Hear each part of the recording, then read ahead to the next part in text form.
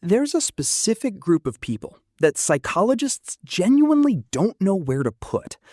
They remember passing handwritten notes in class and watched the first iPhone launch.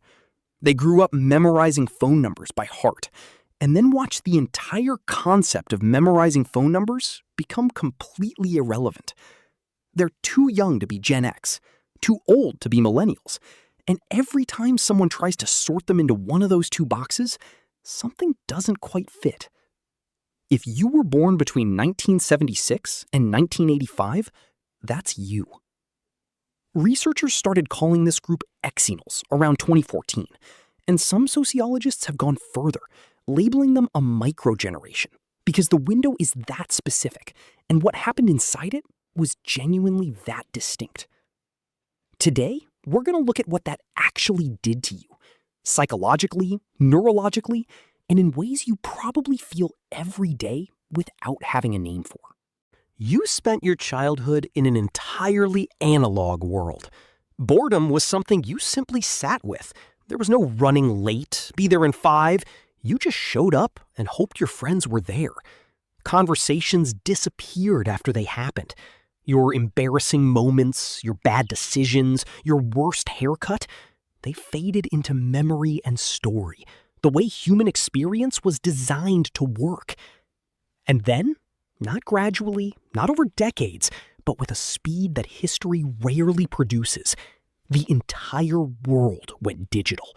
Right as you were becoming an adult, right in the middle of figuring out who you were. Most generations grow up entirely inside one technological reality. Xennials went through both. And they went through both during the specific years when identity is still forming and the brain is still at its most malleable. Think about what your teenage years actually look like. Plans were made and kept on trust alone. There was no running late, be there in 5. You just showed up and hoped your friends were there. Conversations disappeared after they happened. Your embarrassing moments, your bad decisions, your worst haircut, they faded into memory and story, the way human experience was designed to work. And then you were in your 20s, and suddenly everyone had a cell phone. You registered on Friendster, then MySpace, then Facebook. Where you used to have 3 ways to reach someone, their home phone, their work phone, or showing up at their door, you now had 17 messaging apps. And you figured it out, without a tutorial, without anxiety. That adaptability wasn't accidental. Research in neuroscience gives us the mechanism. The prefrontal cortex, the region that governs our ability to adapt to new situations, learn complex systems, and regulate how we respond to change, continues maturing until roughly the age of 25. A study published in Nature Neuroscience confirmed that this development extends well into the mid-20s. Which means Xennials were still inside that high plasticity window when the technological landscape underwent a complete overhaul. Old enough to remember what came before, young enough that what came next felt learnable rather than threatening. That specific combination, that precise overlap of timing and neurodevelopment, produced something genuinely unusual. A kind of technological bilingualism. Gen X came to digital technology as adults, which is partly why some carry a residual skepticism toward it. They had an established identity before it arrived. Younger millennials have no meaningful memory of life without the internet, so they have no real frame of reference for what changed. Xennials are the only group that experienced both sides of that transition while their brains were still in the process of being built. You can hold a conversation without checking your phone every 30 seconds. You also don't freeze when new software gets introduced at work. You remember what it felt like to be genuinely unreachable for hours, a concept that many younger people find almost impossible to mentally reconstruct. This shows up in your relationship with privacy, in ways you might not have consciously noticed. You grew up in a world where your mistakes didn't get archived. That 7th grade haircut exists only in the memories of the people who were there. And memory, left to itself, softens things, edits things, lets things evolve into stories rather than evidence. Research on autobiographical memory tells us that this is actually how human memory is supposed to work. The brain is designed to be fluid with personal history, to keep what matters, let the rest fade, and allow experiences to reshape themselves over time into something more coherent and livable. That's not distortion. That's healthy psychological processing. When everything is permanently documented, searchable, and retrievable by anyone, that natural process gets complicated in ways we're only beginning to understand. Xennials got to experience one version of memory before that changed, and carry a relationship with their own past that functions differently from every generation that came after them. But here's where it gets more complicated and more honest. Many Xennials entered the workforce directly into the 2008 financial crisis, which means a significant portion of this generation experienced serious economic disruption at the precise life stage when careers are supposed to be taking root, when you're supposed to be building the foundation that everything else will rest on. That timing matters more than it's usually given credit for. Research on financial trauma consistently shows that economic instability during early adulthood leaves marks that don't simply disappear when circumstances improve. It shapes how you think about money, security, and risk in ways that quietly persist for decades. The logic of, what if it all falls apart again, becomes part of the background architecture of how you make decisions, even when things are going well, especially when things are going well.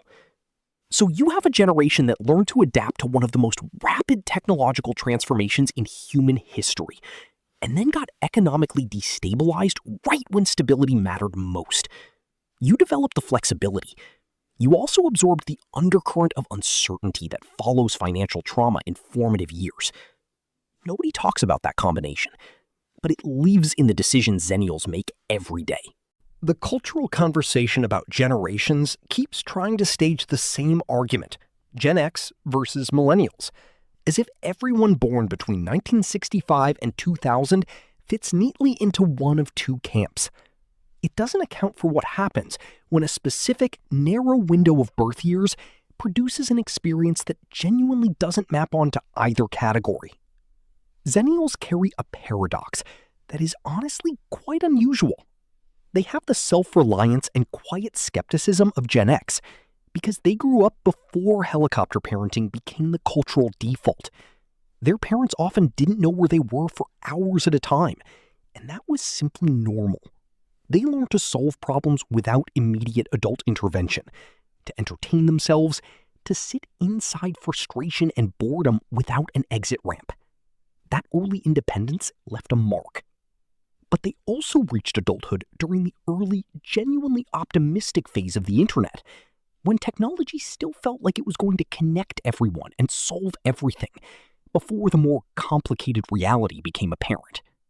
They carry some of that early idealism, that sense of possibility that millennials inherit in a different form.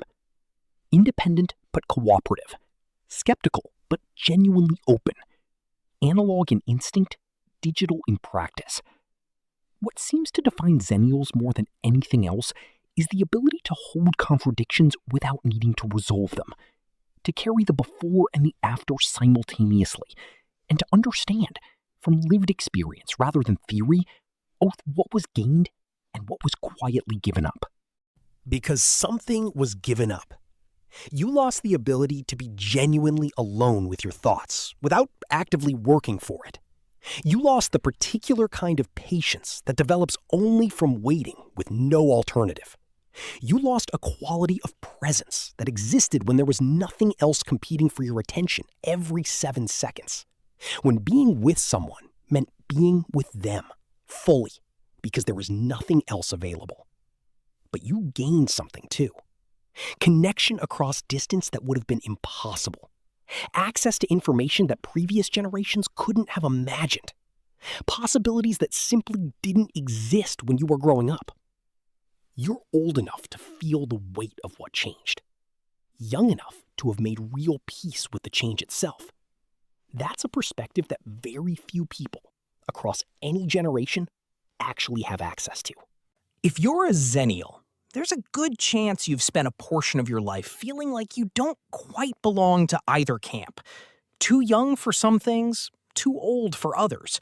Caught in a space that doesn't have a clean label, standing slightly outside both worlds you lived in. That's not a flaw in the categorization. That is the categorization. The Xennial experience matters, not because it makes this group superior in some way, but because they lived through a specific hinge point in history that taught them something the rest of us are still working out. They learned to adapt without losing the thread back to who they were before the adaptation happened. In a world that keeps accelerating, that keeps demanding new versions of normal with less and less transition time, that particular skill may turn out to be one of the most valuable things a person can carry. How to change and still remain, somehow, yourself.